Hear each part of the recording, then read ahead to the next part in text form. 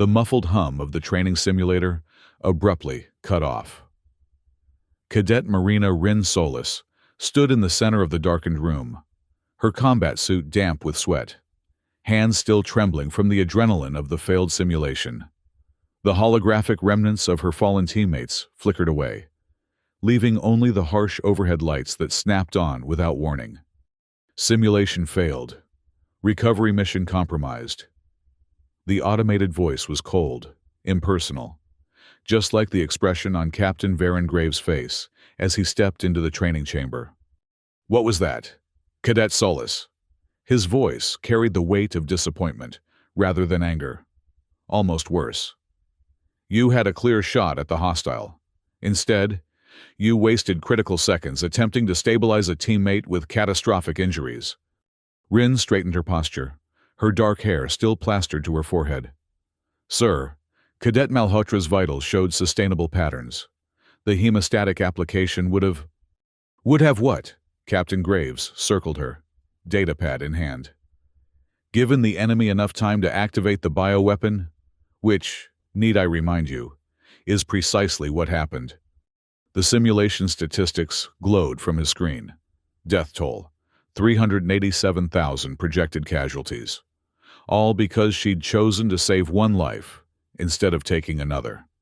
"Earth Combat Academy doesn't train combat medics." "Cadet," Graves continued, his voice softening almost imperceptibly. "We train warriors. Your aptitude in tactical biology is exceptional, but your hesitation to engage..." He shook his head. "You might be able to save a whole planet, but don't expect to be a real warrior." The words stung, more for their truth than their harshness. Rin had always known she didn't fit the mold. Coming from a family of doctors on a climate-ravaged Earth, she'd joined the academy with a singular vision: to bring healing to the battlefield. But 4 years of training had only highlighted the fundamental paradox of her position. She could diagnose a plasma burn in seconds, but hesitated to pull the trigger. "You're dismissed, Cadet. Commandant Caney wishes to see you in her office immediately." Rin's stomach tightened. "The Commandant, sir?" "Immediately." His tone left no room for questions. As Rin walked through the sterile corridors of the underwater academy, her footsteps echoed against the reinforced titanium floors. Through the occasional viewport, she caught glimpses of Venus MKII's artificial ocean, genetically engineered marine life, swimming through the regulated currents. Oblivious to the war preparations happening within human outposts, the Stellar Federation had spent the last decade in uneasy alliance with the Tongan Dominion, a non-solar empire whose technological advancements had saved humanity from the Void collective incursion 5 years prior. But alliances built on necessity rarely fostered trust. Every cadet knew their training wasn't just education. It was preparation for the day the Tongans might decide Earth was more valuable as a conquered territory than as an ally. The door to Commandant Helena Kane's office slid open automatically. The stern-faced woman barely looked up from her holographic display when Rin entered. Her silver-streaked hair pulled back in a regulation knot. "Cadet Solis," she said finally, gesturing to the chair across from her desk. "Your final combat simulation results are concerning." "Permission to speak freely, ma'am?" "Granted." "I understand my approach isn't conventional, but..." "Conventional?" The Commandant's laugh was sharp. "You've spent 4 years developing the highest marks in tactical biology this academy has seen in a decade, only to consistently fail your combat trials. It's not unconventional, Cadet. It's contradictory." Rin kept her expression neutral, despite the ache in her chest. "I believe in minimizing casualties, ma'am, even enemy casualties when possible." "A noble sentiment." The Commandant's tone suggested it was anything but. She waved her hand, dismissing the hologram, and fixed Rin with an evaluating stare. "Which is precisely why you've been selected for Project Acheron." "Project Acheron, ma'am?" "A joint initiative with the Tongan Dominion. A prototype simulator, the Deathworld simulator, developed with their advanced neural mapping technology. They're particularly interested in a human cadet with your unique profile. Rin's heartbeat quickened. I don't understand. Why would they want someone who... Who can't shoot? Commandant Caney finished for her. That's exactly what they want to test. The Dominion believes warfare can be more efficient with reduced civilian casualties. They need data on whether a human could survive in their harshest battle conditions without resorting to lethal force. The room seemed to tilt slightly. This wasn't a punishment. It was worse. She was to be a lab rat. You'll report to the Acheron outpost on Enceladus tomorrow morning. This assignment is classified beyond your current clearance level, so you'll be briefed further upon arrival. The Commandant's expression softened marginally.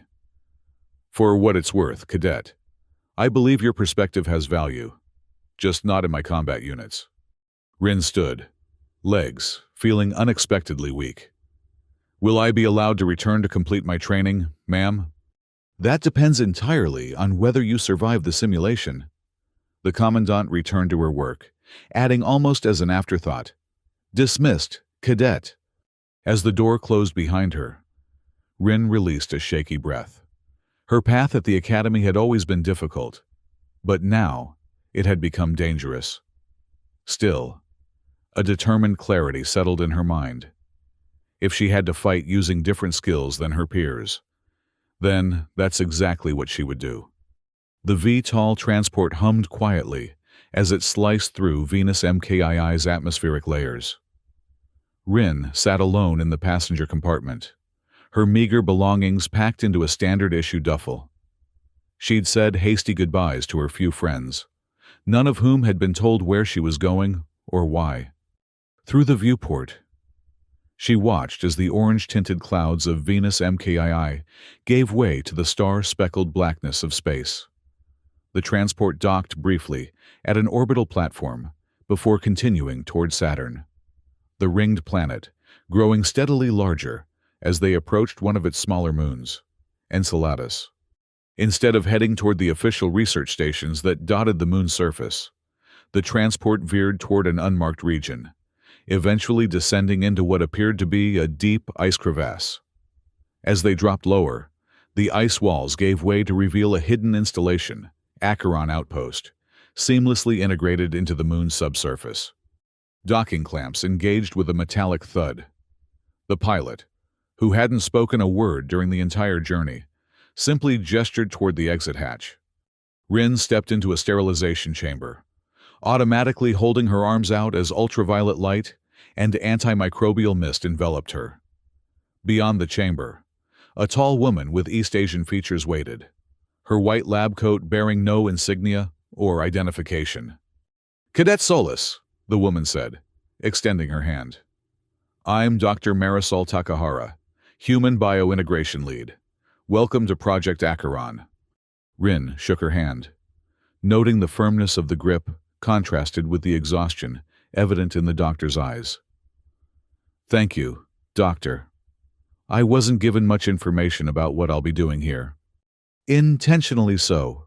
Dr. Takahara gestured for Rin to follow her down a corridor that pulsed with subtle blue lighting. Deathworld technology is classified beyond standard military protocols. Even I only know my specific research component. They pass through a series of security checkpoints, each requiring increasingly invasive biometric verification, retinal scans, DNA sampling, even cognitive pattern recognition. Finally, they entered a laboratory space where several technicians worked silently at monitoring stations. Before we proceed to the briefing, you'll need to receive the NeuroLink A1 implant. Dr. Takahara indicated a reclined medical chair in the center of the room.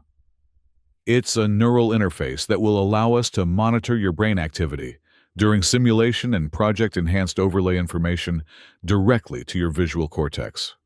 Rin hesitated, her medical training immediately identifying the risks. The implant interfaces directly with my neural pathways? Dr. Takahara's expression softened momentarily. It's non-invasive. Temporary quantum entanglement rather than physical integration. She lowered her voice, glancing around before adding, "Don't worry. You're the most important test subject we've had, but I'll do my best to keep you alive." The reassurance was less comforting than intended, but Rin sat in the chair anyway. As technicians prepared the implantation device, she caught sight of two figures entering the laboratory through a side entrance, one human and one distinctly alien. The alien stood nearly 7 feet tall, its frame impossibly thin, yet emanating a sense of coiled strength. Iridescent scales covered visible skin, and multifaceted eyes caught the light as it turned toward her. This was her first in-person encounter with a Tongan, though she'd seen them in training videos. "Ambassador Vorath," Dr. Takahara acknowledged with a stiff nod. "This is Cadet Solus, our test subject for the Pacifist Viability Protocol." The Tongan made a gesture that might have been a greeting, its elongated fingers moving with unsettling precision. Cadet, the translator at its throat, produced a flat, androgynous voice. "Your reluctance to eliminate threats makes you uniquely valuable to our research." The human beside the ambassador stepped forward. "Director Ansar, Tongan Command Technology Division." He introduced himself curtly. "We're particularly interested in how long you'll maintain your non-lethal approach once the simulation begins." Rin met his gaze steadily. "What exactly will I be facing in this simulation?" "Darkesh," Ambassador Vorath replied. "A Deathworld from our colonial history. The objective is simple: survive for 48 hours while reaching the extraction point, approximately 30 kilometers from your insertion point." "And weapons?" Rin asked. Director Ansar's smile didn't reach his eyes. "That's entirely your choice, Cadet. Shooting isn't your only option for survival.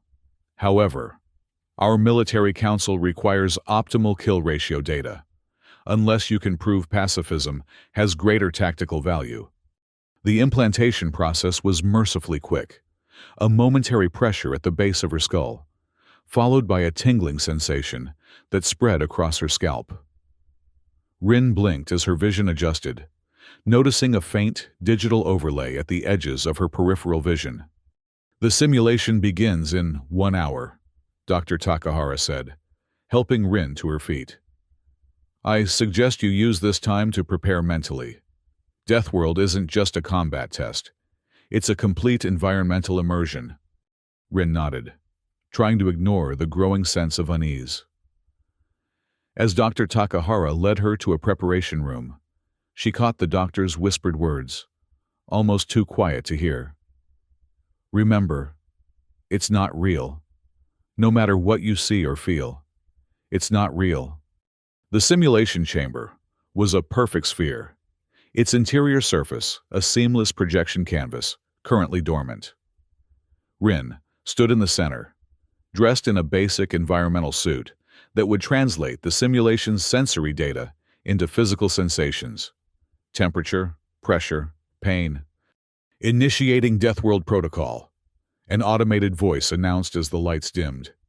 "Simulation commencing in 3, 2, 1. The world dissolved around her.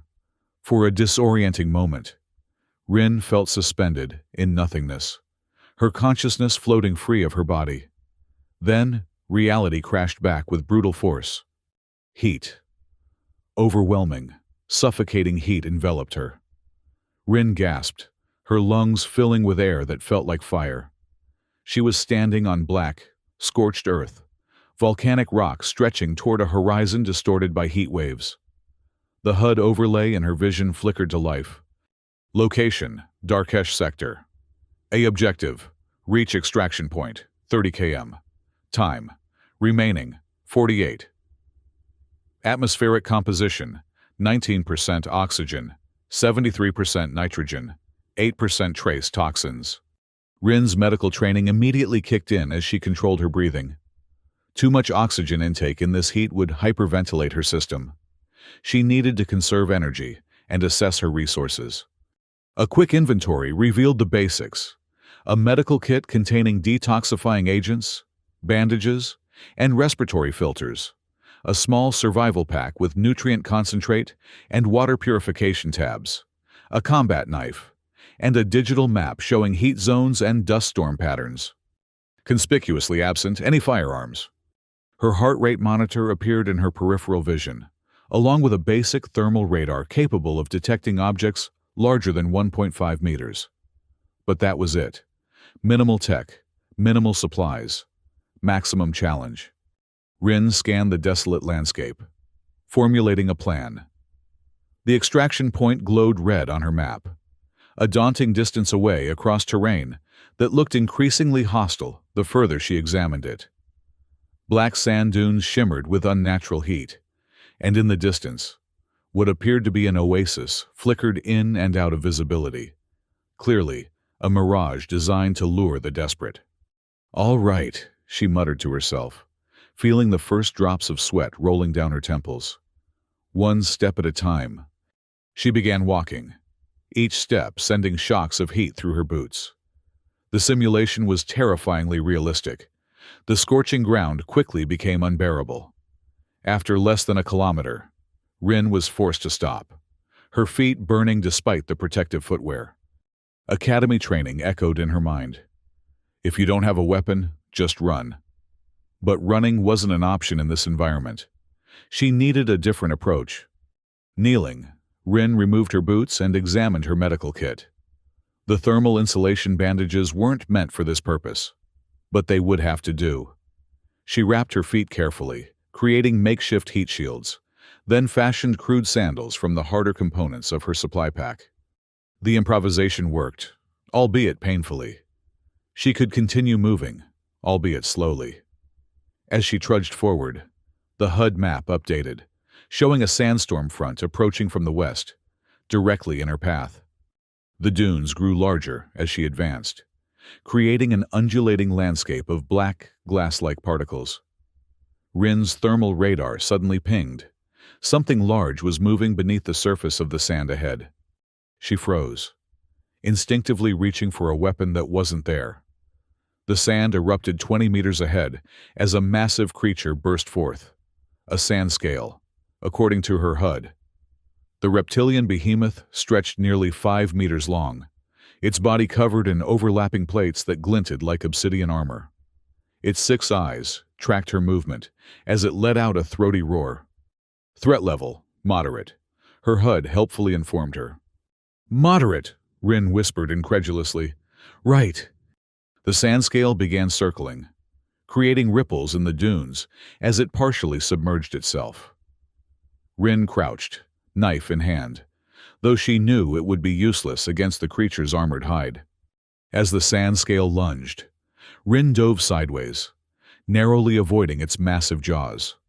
Rolling to her feet, she activated her HUD's pattern detection overlay, a function she discovered during training simulations. To her surprise, the creature's movements appeared overlaid with faint lines of code, predictable patterns repeating in its attack sequence. The realization hit her. The sand scale wasn't truly alive. It was a programmed entity, its behaviors following predetermined algorithms. The simulation wasn't just testing her survival skills. It was testing her ability to understand the system itself. In her pack, Rin found a small flare. As the sand scale circled for another attack, she activated it and threw it into the sand several meters away. The heat and light immediately drew the creature's attention, its sensory programming overriding its attack directives. As the sand scale charged toward the flare, it crossed a patch of sand that Rin had noticed was slightly discolored. Her suspicion proved correct. The sand collapsed under the creature's weight, revealing a hidden sinkhole. The sand scale thrashed wildly, unable to free itself from the pit. Rin didn't wait to see more. Heart pounding, she slipped past the trapped creature, continuing toward her objective. She'd survived her first encounter without firing a shot, proof that her approach could work, at least sometimes. The coming sandstorm forced her to seek shelter.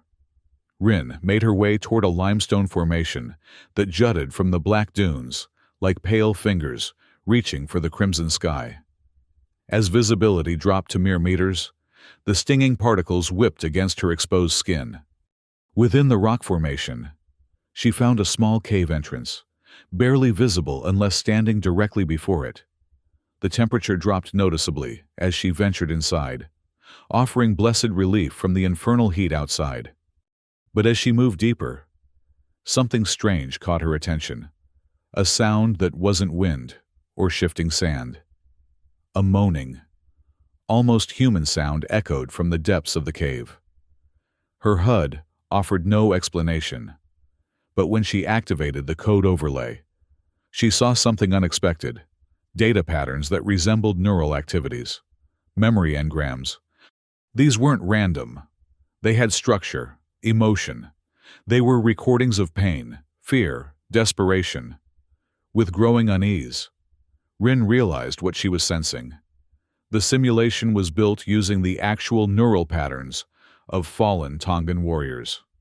Their memories, their final moments, had been captured and repurposed as the foundation for this Deathworld. They weren't monsters, she whispered, her voice echoing in the cave. They were people. The realization changed everything. This wasn't just a survival test. It was a tomb of memories, experiences encoded into the very fabric of the simulation. If gunfire disrupted these patterns, it wasn't just eliminating a threat. It was erasing the last echoes of someone who had once lived. Using her portable air filter, Rin established a temporary medical station within the cave. She began mapping the code patterns in her HUD's holographic display, noting that the cave walls themselves seemed to pulse with what the system labeled as memory traces, living code fragments from a lightning-fast battle between Tongan forces and the Void Collective. The neural scanner in her implant allowed her to read deeper. These weren't just random battle memories. They were final moments. The last experiences of consciousness before death, stitched together to form the core programming of the simulation. Rin felt a mix of horror and fascination. She was essentially stealing memories of the dead, yet understanding them might be the key to decoding the enemies she would face later. As she documented the data patterns, a theory formed. If the enemies are programmed from trauma memories, then perhaps pain can be neutralized through empathy, acknowledging the experience rather than fighting against it. She had no idea if this approach would work, but it felt more aligned with her principles than fighting her way through the simulation.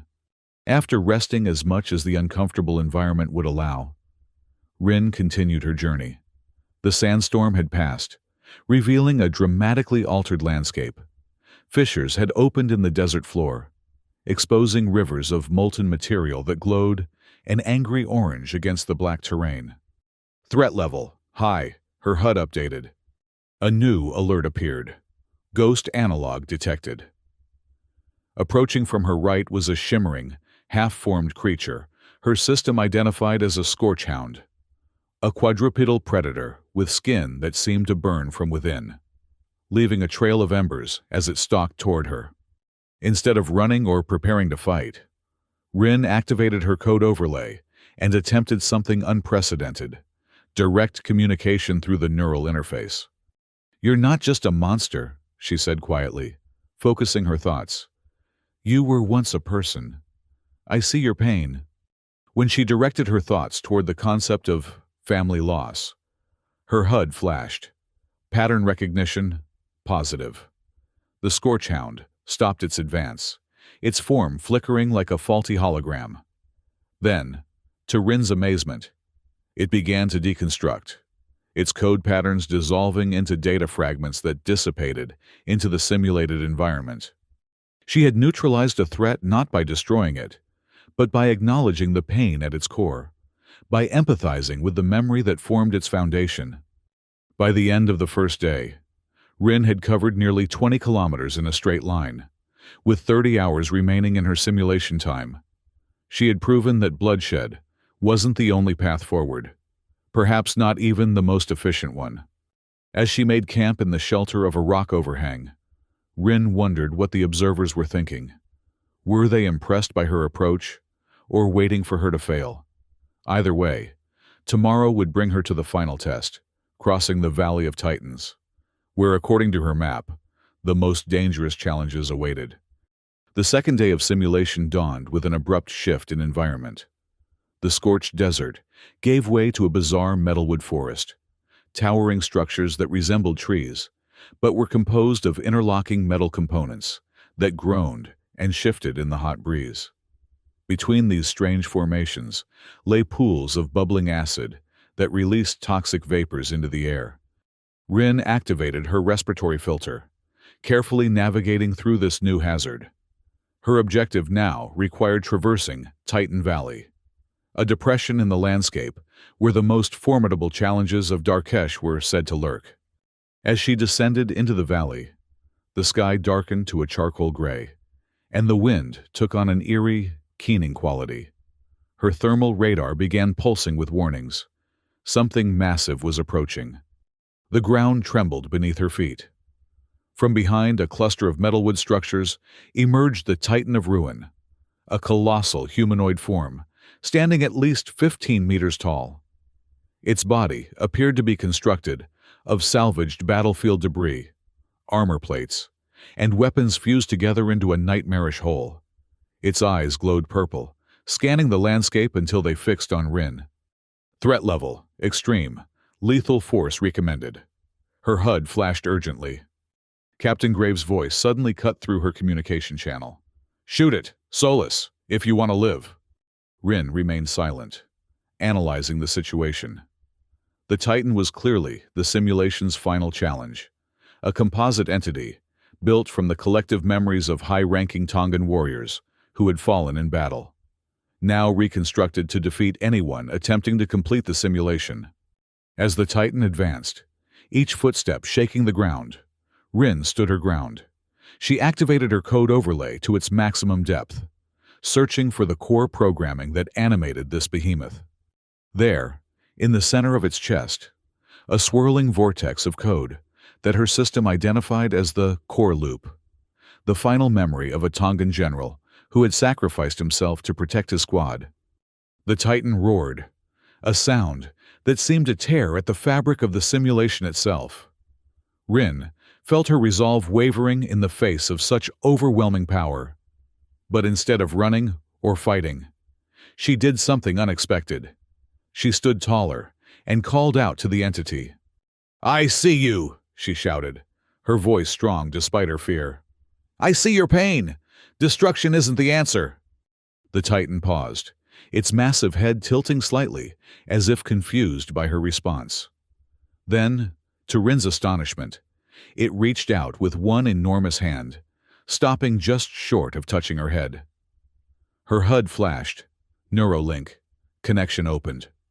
Acting on instinct, Rin transmitted what she mentally labeled a peace protocol, a recognition of sacrifice, honor, and the cessation of suffering through her neural implant. The effect was immediate and spectacular. The Titan's form began to dissolve, breaking down into component code fragments that sparkled in the air like digital snow. The metallic body collapsed not in destruction, but in release. The memories that formed it finally finding peace rather than endless battle simulation. As the last fragments of the Titan dispersed, Rin's HUD flashed with an unexpected message. Simulation compromised. Initiating emergency extraction. The world around her began to flicker and fade. Through the dissolving simulation, she caught glimpses of the control room beyond. Technicians rushing between stations, alarm lights flashing, and the unmistakable look of shock on the faces of Ambassador Vorath and Director Ansar. "Impossible!" she heard Director Ansar exclaim as reality reasserted itself. "How did she reset the entire simulation architecture?" Dr. Takahara's voice cut through the chaos. "Cadet Solus has established a peace loop. She's overwritten the violence protocols." Rin opened her eyes to find herself back in the simulation chamber, the sterile walls a stark contrast to the deadly world she'd just navigated.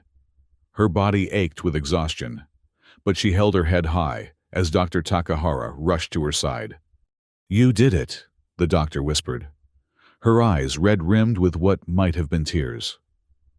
You broke their violence algorithm. Through the observation window, Rin could see Ambassador Varath and Director Ansar staring at her with a mixture of amazement and fury. The debriefing took place in a high-security conference room. Commandant Kaney had arrived via emergency transport, her expression unreadable as she reviewed the simulation data. "You disrupted the test protocol," the Commandant finally said, her tone severe. "However, the Tongan Alliance Council has acknowledged your results. You survived without firing a single shot." Ambassador Varath, now speaking through a more sophisticated translator, addressed the Council. "We can potentially apply this peace loop algorithm to tactics based on survival rather than elimination. The cadets' results are more valuable than conventional violence-based psychology."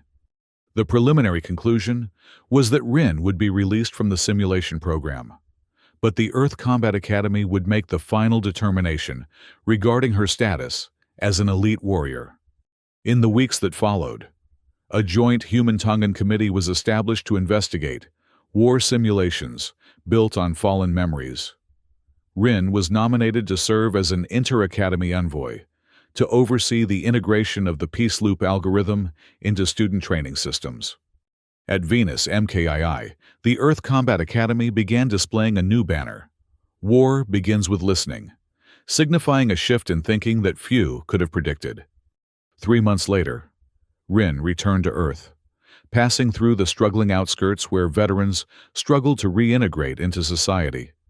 She observed a group of former soldiers receiving psychological support through the Peace Loop program she had helped establish.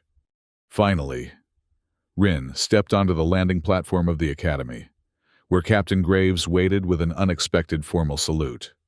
Breaking the Tongan Big Shot script and still coming out alive, "You're exceptional, Cadet," he said. She smiled, her gaze drifting toward the distant horizon.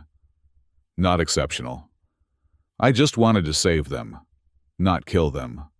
The enrollment bell rang. Rin entered the main hall, light streaming down on the new sign that adorned the entrance. "Earth Combat Academy, the spirit of reconciliation controls technology." The change in military strategy was just beginning, and Rin would be the pivotal factor in an era of weaponless warfare that few could have imagined possible in a world so long defined by conflict.